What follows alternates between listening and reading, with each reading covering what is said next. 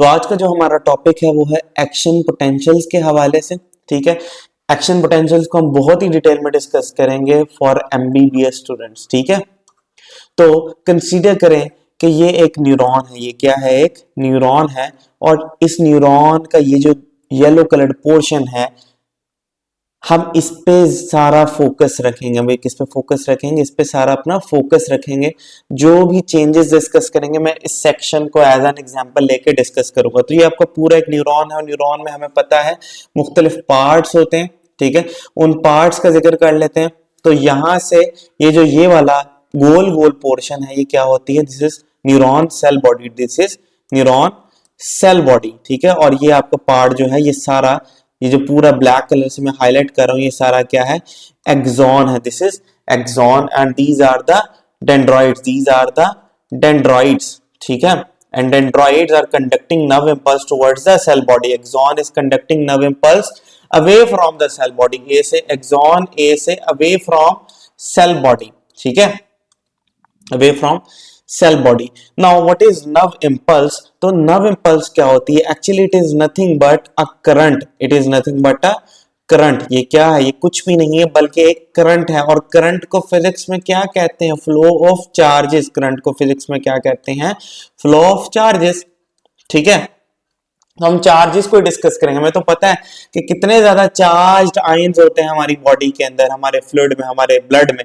ठीक है, for example sodium, ठीक है, for example potassium, for example calcium, ये सारे क्या है? आयंस हैं, क्लोराइड आयंस हैं। ठीक है, तो ये सारी चीजें हैं। एक्शन पोटेंशियल्स को स्टडी करने से पहले आपने बेसिक्स याद रखनी है।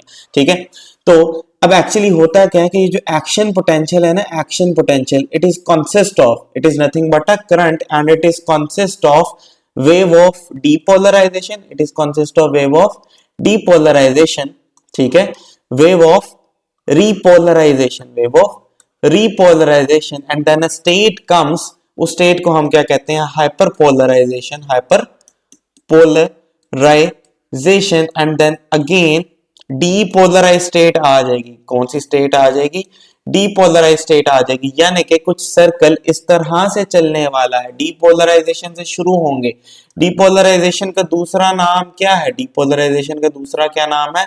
अपस्ट्रोक। इसका दूसरा नाम क्या है? अपस्ट्रोक। ठीक है, इसका एक और नाम है, उसका क्या नाम है? Zero phase, zero phase. ये सारे इसके अलग अलग नाम है। तो डीपोलराइजेशन से फिर कहां पे बात जाएगी?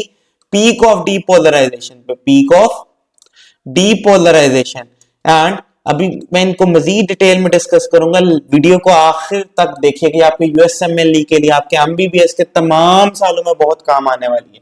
तो सबसे पहले depolarization, then peak of depolarization, and then wave of repolarization, wave of repolarization. ठीक है, वेव ऑफ रीपोलराइजेशन, और देन फिर क्या आती है? हाइपर पोलराइजेशन, हाइपर पोलराइजेशन, और देन अगेन फिर कौन सी स्टेट आ जाती है? डीपोलराइजेशन की। तो यूं एक साइकिल कंप्लीट होता है। तो चार चीजें आपने याद रखनी है एक एक्शन पोटेंशियल को डिस्कस करते हुए। ठीक है, डिस्कस करते हुए तो आगे बढ़ते हैं।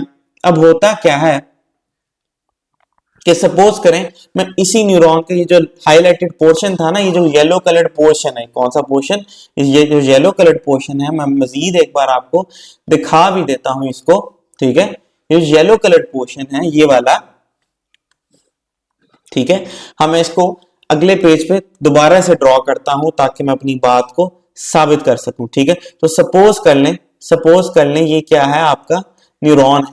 सपोज कर लें ये वो न्यूरॉन का वही येलो कलर्ड पोर्शन है। ठीक है, हमें पता है कि तमाम हमारी बॉडी में तमाम सेल्स में कुछ सोडियम पोटेशियम एटीपेजेस होते हैं। क्या होते हैं? सोडियम पोटेशियम एटीपेजेस होते हैं। ठीक है, और एटीपेजेस कौन से प्रोटीन चैनल्स होते हैं?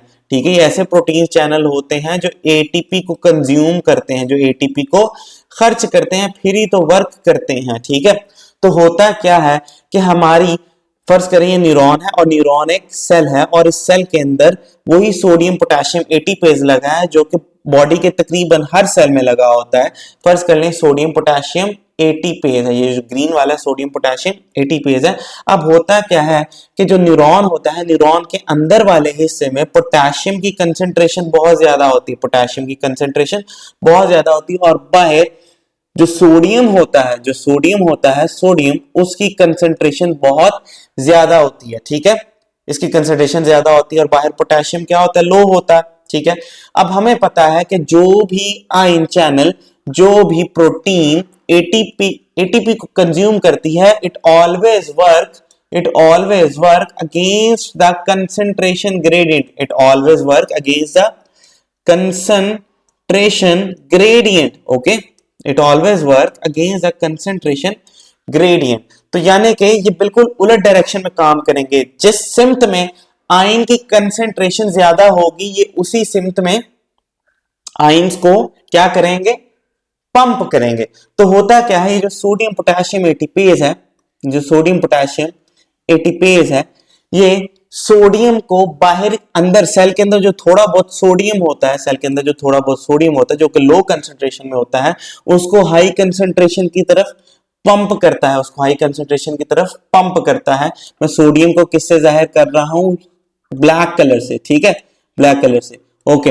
और होता क्या है कि अंदर की तरफ पोटेशियम ज्यादा होता है, तो सोडियम पोटेशियम एटीपेज पोटेशियम को, बाहर जो थोड़ा बहुत पोटेशियम होता है लो कंसंट्रेशन में, उसको अंदर की तरफ पंप करता है, उसको अंदर की तरफ पंप करता है, ठीक है। और यूं ये काम करता जाता है, और किसको कंज्यूम करता है, एटीपी को कंज्यूम करता है, okay. These are the very basics, ठीक हो गया। यूं सोडियम पोटेशियम एटीपेजेस काम करते जाते हैं। अब होता क्या है कि ये जो सोडियम पोटेशियम एटीपेज होता है ना, ये तीन सोडियम्स बाहर को पंप करता है। कितने सोडियम्स, 3 सोडियम्स बाहर को पंप करता है, और 2 पोटेशियम अंदर को पंप करता है। अब हमें पता है कि दोनों जो आयन्स हैं, दोनों पे क्या है, चार्ज पॉजिटिव है। सोडियम ले लो या फिर पोटेशियम ले लो, दोनों क्या है, पॉजिटिवली चार्ज आयन्स है, पॉजिटिवली चार्ज्ड आयन्स हैं, ठीक है, पॉजिटिवली चार्ज्ड आयन्स हैं। अब हमें पता है कि बाहर पॉजिटिवली चार्ज्ड आयन ज्यादा पंप किए जा रहे हैं, बाहर 3 सोडियम आयन्स पंप किए जा रहे हैं, और अंदर 2 पोटेशियम आयन्स पंप किए जा रहे हैं। तो बाहर पॉजिटिविटी ज्यादा जा रही है बाहर, और अंदर पॉजिटिविटी कम आ रही है। तो रिलेटिवली बाहर पॉजिटिविटी डेवलप हो जाएगी, पॉजिटिव चार्जेस न्यूरॉन की मेम्ब्रेन पे डेवलप हो जाएंगे, ठीक है, पॉजिटिव चार्जेस न्यूरॉन की मेम्ब्रेन पे डेवलप। और अंदर चूंकि कम पॉजिटिव चार्जेस आ रहे हैं, तो मैं कहूंगा कि inside of the membrane is less positive, it means it is relatively negative, ठीक हो गया। यानी कि मैं ये कहूंगा 3 सोडियम आयंस, ठीक है, pumped outside, they are pumped outside, and 2 potassium ions pumped inside, ठीक है, against the concentration gradient which makes the outside of the membrane positive and inside of the membrane relatively negative, because outside of the membrane has more positive sodium ions and inside of the membrane has less potassium positive ions, so which is making inside of the membrane relatively less positive, or it means relatively negative, less positive, or it means it is relatively negative, or outside of the membrane is relatively positive. Now these charges which are developed along the membrane, और हमने physics में पढ़ा था कि volts क्या होते हैं, voltage क्या होता है, पोटेंशियल क्या होता है, volt is equal to potential, ठीक है।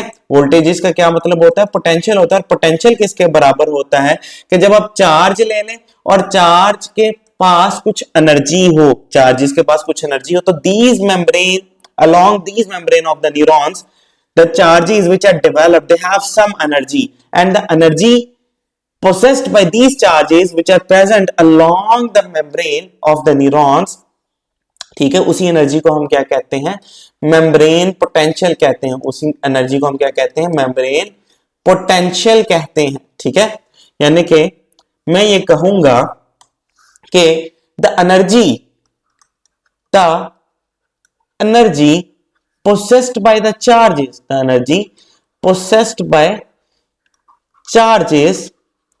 ठीक है, present along the membrane of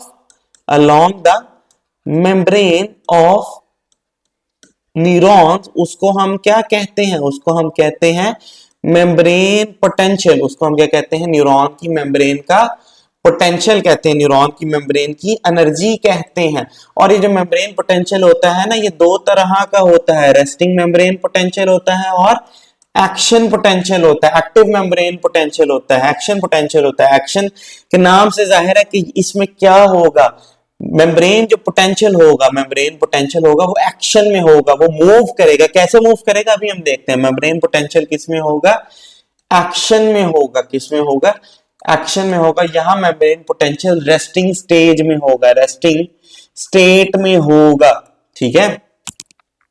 तो अब होता क्या है कि हम इसको मजीद समझते हैं एक ग्राफ की मदद से। तो ये एक्शन पोटेंशियल का मैंने ग्राफ लिया है। अच्छा, अब सपोज करें कि ये किसी की आर्म है, ये क्या है, किसी की बाजू है, ठीक है। ये उसका थंब आ गया और ये बाकी फिंगर्स आ गई, ठीक है। ये किसी की बाजू है और इस बाजू में मुझे पता है सेंसरी न्यूरॉन्स हैं। इस बाजू में क्या है, for example this is the sensory neuron, it is going towards your brain. ये कहां जा रहा है, आपके ब्रेन के पास जा रहा है। और फर्ज करें किसी ने आपको टच किया, किसी ने इस बाजू पे क्या किया, टच किया। तो अब इस टच की सेंसेशन को लेके जाने वाले ब्रेन तक जो चीजें होंगी वो क्या होंगी, वो न्यूरॉन्स होंगे। और न्यूरॉन्स ब्रेन तक ये टच की इंफॉर्मेशन कैसे पहुंचाएंगे, विद द हेल्प ऑफ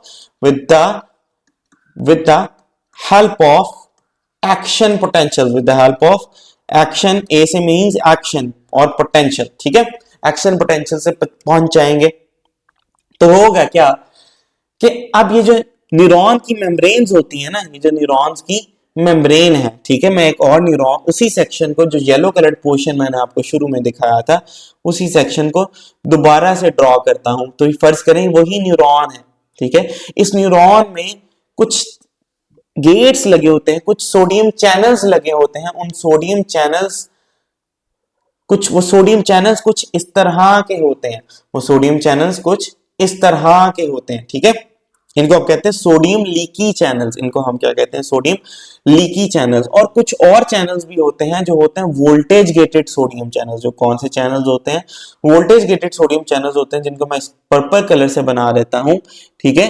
ये है वोल्टेज गेटेड सोडियम चैनल्स। इन पे क्या लगा होता है, इन वोल्टेज गेटेड सोडियम चैनल्स पे कुछ गेट्स लगे होते हैं, ठीक है, कुछ गेट्स लगे होते हैं। और तीसरे नंबर पे अभी हमने पहले ही डिस्कस किया था कि क्या आ जाता है, सोडियम पोटेशियम एटीपेजेज आ जाते हैं, सोडियम पोटेशियम एटीपेजेज आ जाते हैं। तो मैं इसको मजीद, ठीक है, क्लियर करके बना देता हूं ताकि आपको मेरी बातें अच्छे तरीके से समझ आ जाए। ये वही न्यूरॉन है, ये कौन से न्यूरॉन का मैं सेक्शन ले रहा हूं, जहां ये वाले न्यूरॉन का, ठीक है, जो टच की सेंसेशन हमारे ब्रेन तक पहुंचाएगा, जो टच की सेंसेशन हमारे ब्रेन तक पहुंचाएगा। तो मैंने उसी न्यूरॉन का एक सेक्शन ले लिया है, ठीक है। और इस न्यूरॉन में कुछ चैनल्स हैं।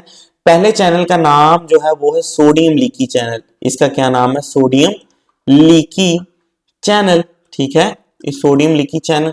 और इसका जो नाम है वो क्या है, इसका जो नाम है वो है, ठीक है, इसका नाम है voltage gated sodium channel, voltage gated sodium channel, ठीक है, वोल्टेज गेटेड सोडियम चैनल। और ये जो तीसरे नंबर पे है, इसके बारे में हम अच्छे तरीके से जानते हैं। ये क्या है, सोडियम पोटेशियम एटीपेज। ये क्या है, सोडियम पोटेशियम एटीपेज, ठीक है। और हम जानते हैं कि जो बाहर सोडियम है, सोडियम को मैं किस कलर से शो कर रहा हूं, ब्लैक कलर से शो कर रहा हूं। बाहर सोडियम की तादाद बहुत ज्यादा है, बाहर सोडियम की तादाद ज्यादा है। और अंदर पोटेशियम को मैं रेड कलर से शो कर रहा हूं, पोटेशियम की तादाद ज्यादा है रिलेटिवली सोडियम की निस्बत। अब होगा क्या कि जो ही मैं टच करूंगा, जो ही ये टच किया जाएगा, फॉर एग्जांपल इस हैंड पे कोई चीज टच करती है, कोई इस हैंड को छूता है, तो होगा क्या कि ये जो सोडियम लीकी चैनल्स है ना, ये सोडियम लीकी चैनल्स ये ओपन हो जाएंगे, सोडियम लीकी चैनल्स ओपन हो जाएंगे। और सोडियम लीकी चैनल्स जो ही ओपन होंगे, इन सोडियम लीकी चैनल से सोडियम अंदर की तरफ मूव करने लग जाएगा, ठीक है, सोडियम अंदर की तरफ मूव करने लग जाएगा। अच्छा, अब मैंने आपको बताया कि करंट एक्शन पोटेंशियल्स का क्या मतलब है। AP means action potential, action potential का असल मतलब तो है करंट। और करंट को तो हम कहते हैं movement of charges, movement of charges, ठीक है, मूवमेंट ऑफ, तो मूवमेंट ऑफ चार्जेस, ठीक है। अब मैंने ये जो हिस्सा लिया है ना, ये हिस्सा सिर्फ थोड़ा सा लिया है, एक न्यूरॉन का छोटा सा पार्ट लिया है। न्यूरॉन के काफी और इस तरह के मजीद पार्ट्स चलते जाएंगे आगे। ये रेड जो ब्लैक कलर की लाइंस हैं ये वाली, इनको आप एक्सटेंड करते जाएं, ठीक है। तो अब एक हिस्से में तो आइंस फ्लो करेंगे, चार्जेस फ्लो कर रहे हैं और करंट प्रोड्यूस हो रहा है, लेकिन दूसरे पार्ट में ये चार्जेस नहीं जा पाएंगे, ठीक है। तो इसका मतलब अभी करंट तो प्रोड्यूस हो रहा है, लेकिन ये करंट अभी एक्शन में नहीं है। मैं समझाता हूं मैं क्या कहना चाह रहा हूं। होता क्या है कि actually there is a minimum potential, there is a minimum energy required to produce, minimum energy, minimum, ये बहुत इंपॉर्टेंट बात है, minimum energy required to produce action potential, required to produce action potential, उसको हम क्या कहते हैं, उसको हम कहते हैं थ्रेशहोल्ड पोटेंशियल, थ्रेशहोल्ड पोटेंशियल, ठीक है, थ्रेशहोल्ड पोटेंशियल। तो होगा क्या कि टच करने से पहले जब ये सोडियम बाहर ही था, अंदर मूव नहीं कर रहा था, जब ये सोडियम बाहर ही था, ठीक है, अंदर मूव नहीं कर रहा था, ठीक है। इस ब्लैक कलर को थोड़ी देर के लिए हम भूल जाते हैं, ठीक है।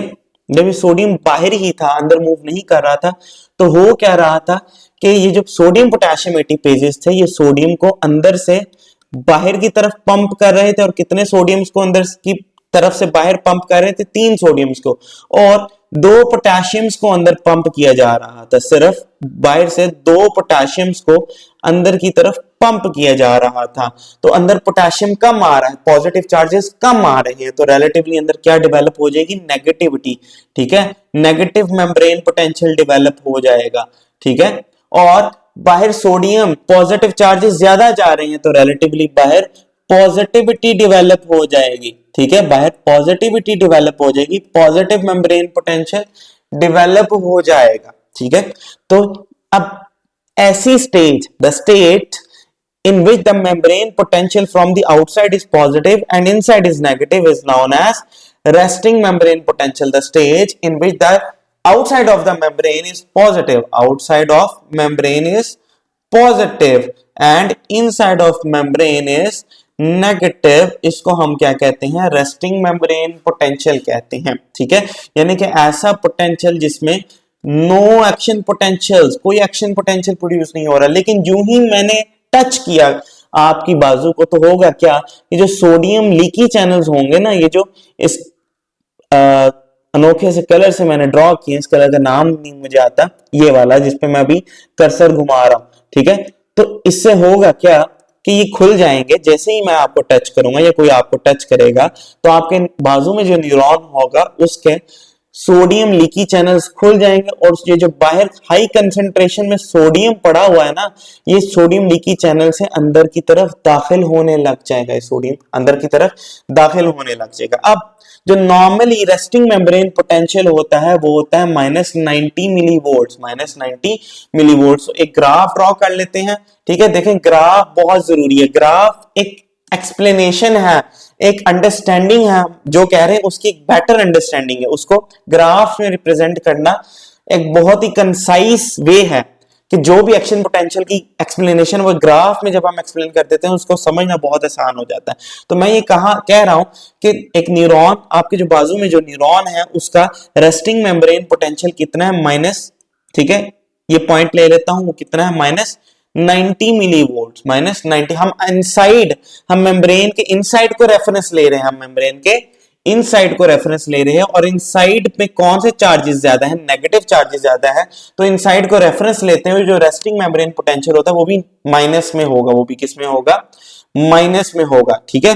तो for example this is the -90 millivolts which is your resting membrane potential, ठीक है।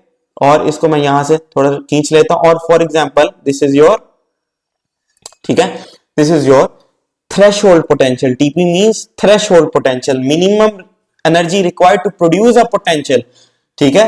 वो क्या है? minimum energy required to produce a potential, ये minimum intensity required to produce a action potential is known as threshold potential. अब होगा क्या कि जो ही आपने टच किया तो सोडियम लीकी चैनल्स ओपन हो गए, सोडियम लीकी चैनल्स से sodium start moving inside of the neuron, तो अंदर पॉजिटिव चार्जेस जा रहे हैं, then actually what will happen, the negative charges inside of the neuron they start decreasing. Actually ये जो सोडियम और सोडियम चार्ज जब जैसे ही पॉजिटिवली चार्ज सोडियम अंदर जाने लगेगा तो इनसाइड ऑफ द मेम्ब्रेन की जो नेगेटिविटी है इट स्टार्ट डिक्रीजिंग, ठीक है, इट स्टार्ट डिक्रीजिंग।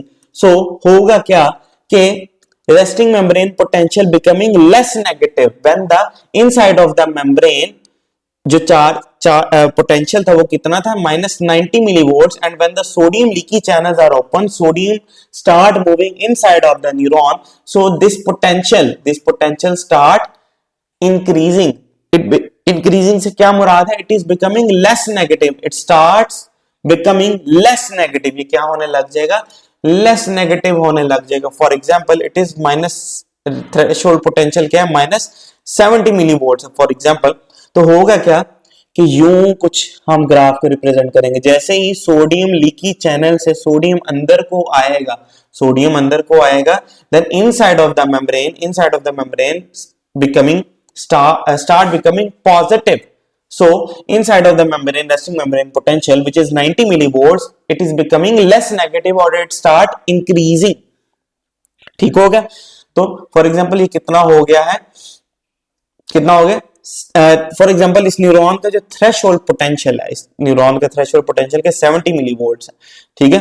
अब होगा क्या कि फॉर एग्जांपल हम ये सपोज कर लेते हैं कि जो आपका जो टच था, जो आपकी बाजू पे कोई टच कर रहा था, उसकी इंटेंसिटी इतनी ज्यादा नहीं थी, किसी ने बिल्कुल ही 1 सेकंड के लिए टच किया, हल्का सा टच किया, ठीक है। तो होगा क्या, जैसे ही वो हल्का सा टच होगा उस थोड़ी सी देर के लिए सोडियम अंदर जाएंगे, जैसे ही क्योंकि टच की इंटेंसिटी बहुत कम है, क्योंकि टच की सपोज करें कि इंटेंसिटी बहुत कम है तो ज्यादा सोडियम अंदर नहीं जा पाएंगे। जब ज्यादा सोडियम अंदर नहीं जा पाएंगे तो इसका मतलब इनसाइड ऑफ द मेम्ब्रेन ज्यादा पॉजिटिव नहीं हो पाएगी। जब ज्यादा पॉजिटिव नहीं हो पाएगी तो ज्यादा पॉजिटिव से क्या मुराद है कि -70 मिलीवोल्ट्स अगर नहीं हो पाएगी तो -70 मिलीवोल्ट्स तक पहुंचने से पहले ही ये जो थोड़ा सा करंट बना था ये क्या हो जाएगा, डाई आउट हो जाएगा, ये खत्म हो जाएगा, ठीक है। -70 मिलीवोल्ट्स कम नेगेटिव है, ठीक है। जितनी बड़ी वैल्यू के साथ माइनस होगा वो उतनी बड़ी वैल्यू असल में उतनी ही छोटी वैल्यू होती है। तो -70 बड़ा है कि -90 मिलीवोल्ट्स बड़ा है, तो -70 मिलीवोल्ट्स बड़ा है, ये रिलेटिवली पॉजिटिव है एज कंपेयर टू -90 मिलीवोल्ट्स, ठीक है। तो फॉर एग्जांपल जो टच था उसकी इंटेंसिटी बहुत कम थी, सोडियम आयन इतने ज्यादा अंदर जा ही नहीं पाए, इतने अंदर नहीं जा पाएंगे, तो अंदर वाला जो हिस्सा था जो नेगेटिवली चार्ज था वो इतना ज्यादा पॉजिटिव हो ही नहीं पाएगा। जो रेस्टिंग मेम्ब्रेन पोटेंशियल है वो पॉजिटिविटी की तरफ जा ही नहीं पाएगा, -90 मिलीवोल्ट से पॉजिटिविटी यानी कि -70 मिलीवोल्ट तक जा ही नहीं पाएगा, और क्योंकि जा नहीं पाएगा तो थोड़े से करंट्स प्रोड्यूस होंगे विच विल डाई आउट, लेकिन सपोज करें अब उसी टच की इंटेंसिटी बहुत ज्यादा है, अब किसी ने बहुत जोर से टच किया है जिसकी इंटेंसिटी अब क्या है, बहुत ज्यादा है, जिसकी इंटेंसिटी है बहुत ज्यादा है। तो ज्यादा से क्या होगा कि सोडियम लीकी चैनल्स जब खुलेंगे तो बहुत ज्यादा सोडियम यहां से अंदर आने लग जाएगा, बहुत ज्यादा सोडियम अंदर आने लग जाएगा। जब बहुत ज्यादा सोडियम अंदर आने लग जाएगा तो होगा क्या कि यहां पे सोडियम आयन यानी कि पॉजिटिव चार्जेस आयन की कंसेंट्रेशन हाई होने लग जाएगी। जब हाई होने लग जाएगी तो inside of the membrane relatively become more positive, inside of the membrane relatively become more positive, और जो ही रेस्टिंग मेम्ब्रेन पोटेंशियल इनसाइड वाला पॉजिटिविटी की तरफ डेवलप होगा तो सब मुमकिन है कि 90 मिलीवोल्ट से क्या अचीव हो जाए, 90 मिलीवोल्ट से अचीव हो जाए -70 मिलीवोल्ट्स, और जो ही -70 मिलीवोल्ट्स अचीव हो जाएंगे जो कि क्या था थ्रेशोल्ड पोटेंशियल, जो कि क्या थी minimum energy required to produce action potential, तो होगा क्या, ये जो sodium voltage gated sodium channel है, जो sodium voltage gated sodium channels हैं, इनका ये ऊपर वाला गेट खुल जाएगा, इस ऊपर वाले गेट का क्या नाम है, एक्टिवेटिंग गेट, ठीक है, एक्टिवेटिंग गेट, ठीक है। ये एक्टिवेटिंग गेट खुल जाएगा और हालत कुछ यूं होने वाली, ठीक है, मैं इसको दोबारा से बना देता हूं। ये जैसे ही वोल्टेज गेटेड सोडियम चैनल खुलेगा,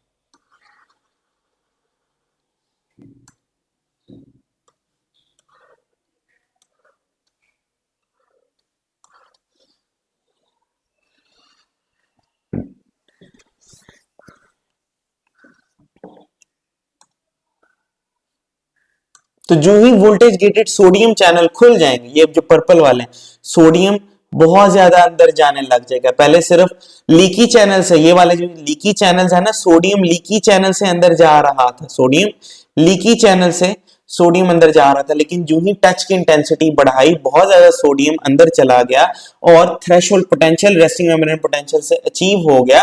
ठीक है, फॉर एग्जांपल दिस, ये थ्रेशोल्ड पोटेंशियल है, ये वाला पॉइंट, ठीक है, और ये वाला जो पॉइंट है ये है रेस्टिंग मेम्ब्रेन पोटेंशियल।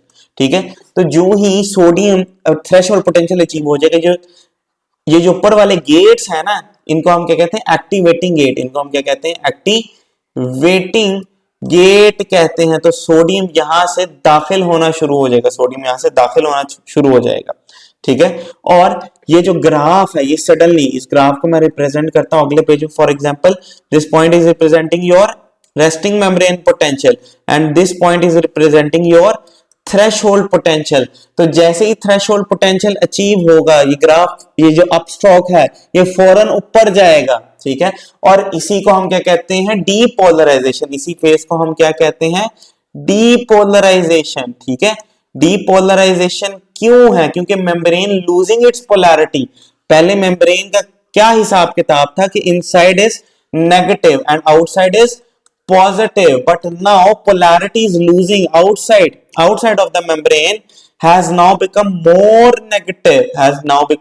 negative क्योंकि सोडियम आइंस अंदर जा चुके हैं, बाहर की तरफ से सोडियम आइंस कम हो चुके हैं, पॉजिटिव आइंस कम हो चुके हैं और सोडियम आइंस अंदर जा चुके हैं, तो relatively inside of the membrane becomes more positive and this losing of polarity, ठीक है, losing of पोलैरिटी को तो हम क्या कहते हैं, डीपोलराइजेशन कहते हैं। इसको तो हम क्या कहते हैं, डीपोलराइजेशन कहते हैं। This point is the peak of depolarization. For example resting membrane potential था -90 मिलीवोल्ट्स और थ्रेशोल्ड पोटेंशियल था -70 millivolts, and peak of depolarization पे फर्ज कर लें जो पोटेंशियल हो गया वो हो गया 0 मिलीवोल्ट्स, वो क्या हो गया 0 मिलीवोल्ट्स, एंड दिस डीपोलराइजेशन यहां तक हमने समझ लिया। ठीक है, तो होगा क्या कि पहले जो हमारे पास वोल्टेज गेटेड सोडियम चैनल था उसकी हालत थी कुछ यूं। ठीक है, इस जो ऊपर वाले गेट है, इस ऊपर वाले गेट को हम क्या कहते हैं, एक्टिवेटिंग गेट। इस ऊपर वाले गेट को हम क्या कहते हैं, एक्टिवेटिंग गेट कहते हैं, और नीचे वाले गेट को हम क्या कहते हैं, डीएक्टिवेटिंग गेट कहते हैं, जो खुला हुआ है, डीएक्टिवेटिंग गेट। ठीक है, जो ही थ्रेशोल्ड पोटेंशियल अचीव होगा, जो ही थ्रेशोल्ड पोटेंशियल अचीव होगा, तो वोल्टेज गेटेड सोडियम चैनल्स के साथ क्या होने वाला है कि इनका जो एक्टिवेटिंग गेट है वो ओपन हो जाएगा, और डीएक्टिवेटिंग गेट तो पहले से ही ओपन था, और सोडियम बाहर से अंदर की तरफ आना शुरू कर देगा, सोडियम बाहर से अंदर की तरफ आना शुरू कर देगा। तो जो ही सोडियम बाहर से अंदर की तरफ आएगा, ठीक है, इनसाइड ऑफ द मेम्ब्रेन, पहले नेगेटिव था, अब क्या होना शुरू हो जाएगा, पॉजिटिव होने शुरू हो जाएगा, और आउटसाइड ऑफ द मेम्ब्रेन क्या होने लग जाएगा, नेगेटिव होने लग जाएगा, क्योंकि बाहर सोडियम की वजह से तो पॉजिटिविटी थी, लेकिन अब सोडियम बाहर खत्म होने लग गया है, सोडियम बाहर खत्म होने लग गया है। ठीक है, लेकिन जो ही थ्रेशोल्ड डीपोलराइजेशन होगी, जो ही डीपोलराइजेशन होगी और पीक ऑफ डीपोलराइजेशन 0 मिलीवोल्ट्स में अचीव होगी, होगा क्या कि इन वोल्टेज गेटेड सोडियम चैनल्स का जो एक्टिवेटिंग गेट है ना, जो डीएक्टिवेटिंग गेट है, सॉरी, जो डीएक्टिवेटिंग गेट है अब वो क्लोज हो जाएगा, जो डीएक्टिवेटिंग गेट है वो अब क्लोज हो जाएगा और एक्टिवेटिंग गेट खुला रहेगा। ठीक है, तो होगा क्या, this is known as actually when the voltage gated sodium channels are in this state, so this is known as resting state. This is known as resting state. And when the voltage gated sodium channels are in this state, this is known as active state. ठीक है, this is known as active state. ये कौन सी state है? Active state है. ठीक है, इसको थोड़ा सा इरेज कर लेते हैं ताकि अपनी बात आपको मैं मजीद अच्छे तरीके से समझा पाऊं. ठीक है, this is known as active state. ये कौन सी स्टेट है? ये जो ये वाली स्टेट है एक्टिव स्टेट की. ठीक है, और जो अगली स्टेट है वो कौन सी स्टेट है? वो है डीएक्टिव स्टेट. वो कौन सी स्टेट है? Deactive state. और याद रखें कि जब तक वोल्टेज गेटेड सोडियम चैनल्स इस स्टेज में ना, कौन सी स्टेज में? जब एक्टिवेटिंग गेट तो खुला हुआ है लेकिन डीएक्टिवेटिंग गेट क्लोज है. जब तक वोल्टेज गेटेड सोडियम चैनल्स इस स्टेट में है, ठीक है, when the voltage gated sodium channels are in this deactive state, new action potentials can't be generated. And when the new action potentials cannot be generated, this state is known as refractory period. इसी period को तो हम क्या कहते हैं? Refractory period कहते हैं. ठीक है, तो होगा क्या कि जो ही 0 मिलीवोल्ट्स, ये 0 मिलीवोल्ट्स अचीव हो जाएगा, तो ये जो वोल्टेज गेटेड सोडियम चैनल्स का ये वाला एक्टिवेटिंग गेट है ना, ये क्या हो जाएगा? क्लोज हो जाएगा. ये कुछ इस तरह से हो जाएगा. ठीक है, ये क्या हो जाएगा? क्लोज हो जाएगा. ठीक है, अब होगा क्या कि हमारे इसी न्यूरॉन में कुछ और चैनल्स भी लगे होते हैं. जिनको मैं येलो से शो कर देता हूं. और उन चैनल्स को हम क्या कहते हैं? Potassium channels. ये कौन से होते हैं? Voltage gated potassium channels. जो ही 0 मिलीवोल्ट्स अचीव होता है, जो ही वोल्टेज गेटेड पोटेशियम चैनल्स, जो ही 0 मिलीवोल्ट्स अचीव होगा क्या कि ये गेट्स ओपन हो जाएंगे. ठीक है, ये ओपन स्टेट में मैंने बना दिया. और जितना भी पोटेशियम अंदर होगा, जिसको मैं रेड से शो कर रहा हूं, ठीक है, जितना भी पोटेशियम अंदर होगा, it start moving outside. जितना भी पोटेशियम अंदर होगा ये बाहर की तरफ मूव करने लग जाएगा. ठीक है, ये बाहर की तरफ मूव करने लग जाएगा. तो सोडियम आ गया अंदर, पोटेशियम चला गया बाहर. सोडियम आ गया अंदर और पोटेशियम चला गया बाहर. तो एक और नई वेव शुरू होगी. ग्राफ, जिसको हम ग्राफ में रिप्रेजेंट कर रहे हैं, उसका नाम होगा वेव ऑफ रीपोलराइजेशन. ये कौन सी वेव है? वेव ऑफ, इसको मैं रेड से बना देता हूं. This is the wave of repolarisation. ये कौन सी वेव है? Wave of repolarisation. Because when the depolarization occurs, so at the peak of the depolarization, when 0 millivolts are achieved, potassium gates are open, and through the potassium gates, what happens is the potassium start moving outside of the cell, and a wave of depolarization starts. ठीक है, so positive ions are again losing. What happens is, हुआ क्या था कि पहले positive charges बाहर थे, फिर जब डीपोलराइजेशन हुई तो बाहर की तरफ नेगेटिव चार्जेस हो गए, अंदर की तरफ पॉजिटिव चार्जेस हो गए. लेकिन अब रीपोलराइजेशन में जो पोलैरिटी लूज की गई थी, अब उसी पोलैरिटी को तो हमने दोबारा से गेन करना है. तो जैसे ही पोटेशियम बाहर आने लग जाएंगे वोल्टेज गेटेड पोटेशियम चैनल के थ्रू, ठीक है, तो होगा क्या कि पोलैरिटी दोबारा से गेन होना शुरू हो जाएगी. पॉजिटिव आइंस बाहर की तरफ जाना शुरू हो गए, तो बाहर दोबारा से पॉजिटिविटी डेवलप होने लग जाएगी और अंदर रिलेटिवली नेगेटिविटी डेवलप होने लग जाएगी. लेकिन चूंकि अब हमें पता है कि सोडियम आइंस तो बाहर की तरफ ज्यादा होने चाहिए, तो और पोटेशियम आइंस अंदर की तरफ ज्यादा होने चाहिए, लेकिन सोडियम तो बाहर से अंदर आ गया, पोटेशियम अंदर से बाहर चला गया. सो what happens is, the amount of the sodium ions which are now inside of the neuron and the amount of the potassium ions which are now outside of the neuron they are whatever amount of sodium inside of the neuron, ठीक है, and whatever amount of potassium, ठीक है, brought outside of the neuron they are again pumped with the help of sodium potassium ATPase. तो sodium को बाहर की तरफ pump करने लग जाए, जो भी सोडियम की तादाद अंदर आई थी सोडियम पोटेशियम एटीपेजेस की मदद से बाहर की तरफ पंप कर दी जाएगी। जो भी पोटेशियम की तादाद बाहर आई थी सोडियम पोटेशियम एटीपेजेस की मदद से अंदर की तरफ पंप होना शुरू हो जाएगा।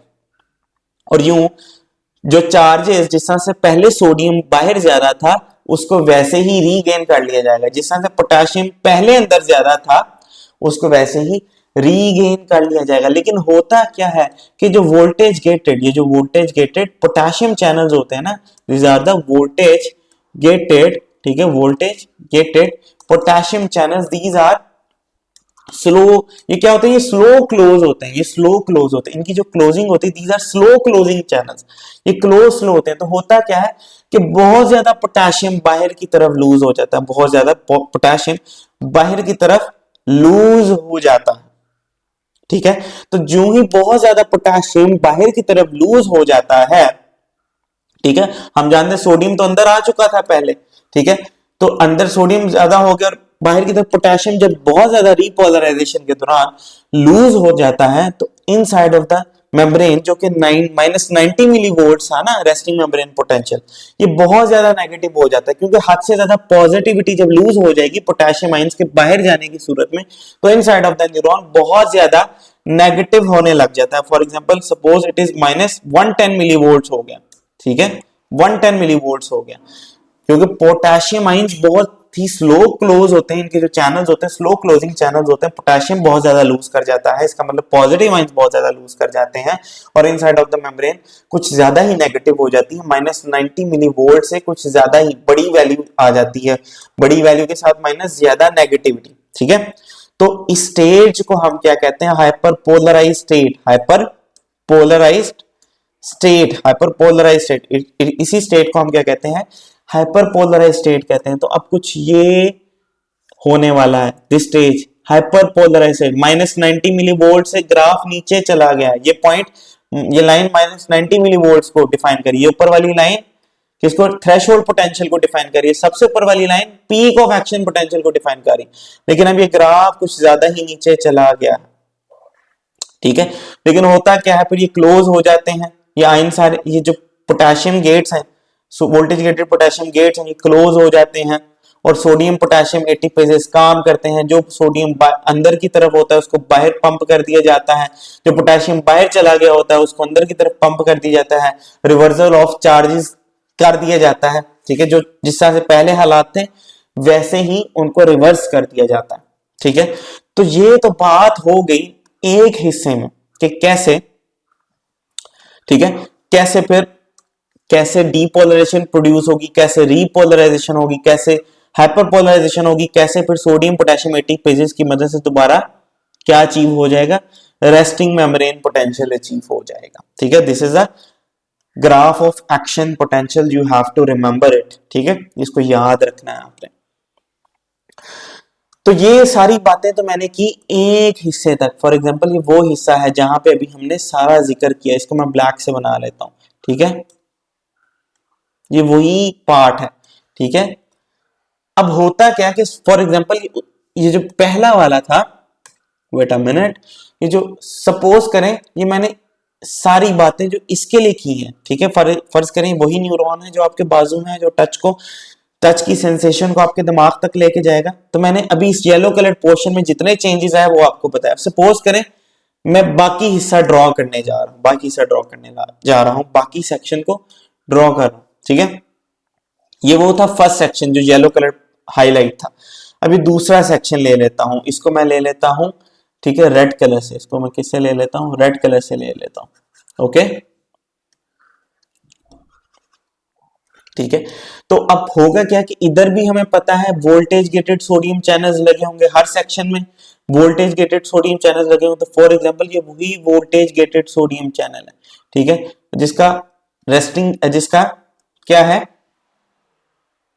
जो एक्टिवेटिंग गेट है, जो एक्टिवेटिंग गेट है वो क्या है, क्लोज है, और जो डीएक्टिवेटिंग गेट है वो ओपन है। ठीक है, अब होगा क्या कि जो सोडियम एक्शन पोटेंशियल कैसे ट्रेवल करता है, हमें पता है कि यहाँ पे भी वोल्टेज गेटेड सोडियम चैनल से सपोज करें टच की इंटेंसिटी इतनी ज्यादा हुई कि ये ओपन हो गए, ये क्या हो गए, ओपन हो गए। तो यहां से बहुत ज्यादा सोडियम जो बाहर ज्यादा होता है, हमें पता है बाहर से अंदर की जानिब आने लग जाएगा, बहुत ज्यादा सोडियम अंदर की जानिब आने लग जाएगा। तो ये सोडियम जब इस वाले हिस्से में थोड़ा बहुत दाखिल होगा, यहाँ पे दाखिल होगा, ये इस वाले हिस्से की जो मेम्ब्रेन है उसका मेम्ब्रेन पोटेंशियल को, जो कि रेस्टिंग मेम्ब्रेन पोटेंशियल, उसको कहां तक ले जाएगा, थ्रेशोल्ड पोटेंशियल तक ले जाएगा, यानी कि -90 से कहां ले जाएगा, -70 तक हो जाएगा। जब -70 अचीव हो जाएगा, that is a potential required to produce action potential. तो होगा क्या कि ये वाला जब इस हिस्से में सोडियम आयंस आने लग जाएंगे तो अंदर रिलेटिवली पॉजिटिविटी डेवलप होने लग जाएगी, और इतनी पॉजिटिविटी डेवलप होगी कि क्या अचीव हो गया, -70 मिली वोल्ट अचीव हो गया। तो होगा क्या कि जो एक्टिवेटिंग गेट है ना, ये एक्टिवेटिंग गेट ओपन हो जाएगा, ये एक्टिवेटिंग गेट ओपन हो जाएगा। ठीक है, और हालत अब कुछ यूं होने वाली है, और बाहर से जितना सोडियम होगा वो इस सेक्शन में भी दाखिल होने लग जाएगा, इस सेक्शन में भी दाखिल होने लग जाएगा। ठीक है, और इसी तरह तमाम सेक्शंस में ऐसे होता जाएगा। तो जो सोडियम अंदर दाखिल होता जाएगा, वेव ऑफ डीपोलराइजेशन स्टार्ट होती जाएगी, inside of the membrane become positive, outside of the membrane become negative होती जाएगी। यूं एक जगह से एक्शन पोटेंशियल दूसरी जगह ट्रांसफर होते जाएंगे, एक जगह से एक्शन पोटेंशियल, एक सेक्शन से एक्शन पोटेंशियल दूसरे सेक्शन में ट्रांसफर होते जाएंगे। तो हम कहेंगे कि जो मेम्ब्रेन पोटेंशियल्स हैं, जो कि करंट्स हैं, जो कि क्या है, करंट है, यहाँ के जो नव इंपल्स है, करंट मींस नव इंपल्स जो है वो किसमें है, एक्शन में है। इसी को हम क्या कहते हैं, एक्शन पोटेंशियल कहते हैं। एक मेम्ब्रेन से दूसरी मेम्ब्रेन तक जा रही है, और सारे फिनोमेना वही होंगे। ठीक है, जो सोडियम अंदर आएगा वो with the help of sodium potassium ATPases बाहर भेज दिया जाएगा, जो पोटेशियम बाहर आएगा with the help of sodium potassium ATPases अंदर भेज दिया जाएगा। ठीक है, तो ये थी बेसिक्स हमारी। ठीक है, मैं एक साफ सुथरा ग्राफ भी आपको दिखा लेता हूं। ठीक है, ये वो ग्राफ है। तो for example this is a stimulus, this is आपको स्टिमुलस की एग्जांपल मैंने क्या दी, टच की दी, किसी ने आपको टच किया तो टच की इंटेंसिटी इतनी ज्यादा थी कि एक्शन पोटेंशियल -90 से कितना हो गया, सपोज ये 90 है, -70 मिली वोल्ट हो गया, -70 मिली वोल्ट हो गया। तो थ्रेशोल्ड पोटेंशियल अचीव हो गया। जैसे ही थ्रेशोल्ड पोटेंशियल अचीव होगा, वोल्टेज गेटेड सोडियम चैनल्स खुल जाएंगे, उनका एक्टिव गेट खुल जाएगा, सोडियम अंदर जाएगा और वेव ऑफ डीपोलराइजेशन प्रोड्यूस होगी। And this upper point is a peak of depolarization, जहां पे voltage gated sodium channels deactive हो जाते थे, उनका डीएक्टिवेटिंग गेट क्लोज हो जाता था, एक्टिव गेट खुला ही रहता था। ठीक है, और जब तक सोडियम चैनल्स इस हालत में है, एक्शन पोटेंशियल्स नहीं प्रोड्यूस हो सकते। This state is known as refractory period when the action potential, new action potentials cannot be generated. This period is known as refractory period. ठीक है, फिर potassium gates, sodium gates deactive हो गए, potassium gets खुलते थे, potassium बाहर की तरफ सेल के अंदर से मूव करने लग जाता था। ठीक है, और डीपोलराइजेशन स्टार्ट, लेकिन पोटेशियम गेट्स स्लो क्लोज होते हैं, तो बहुत ज्यादा पोटेशियम लूज हो जाता था। बहुत ज्यादा पोटेशियम लूज होने से क्या होता था कि अंदर बहुत ज्यादा नेगेटिविटी डेवलप हो जाती थी, और हाइपरपोलर -90 मिलीवोल्ट से बात नीचे को चली जाती थी। फिर होता क्या था कि जो सोडियम पोटेशियम एटीपेजेस थे, ठीक है, वो जितना भी सोडियम बाहर चला जाता था, अंदर आ जाता था, उसको बाहर धकेलते थे, जितना भी पोटेशियम बाहर चला जाता था उसको अंदर धकेलते थे, और रेस्टिंग मेम्ब्रेन पोटेंशियल दोबारा से अचीव हो जाता था। These are the basics of action potential, these are the basics of action potential, you must have to remember it.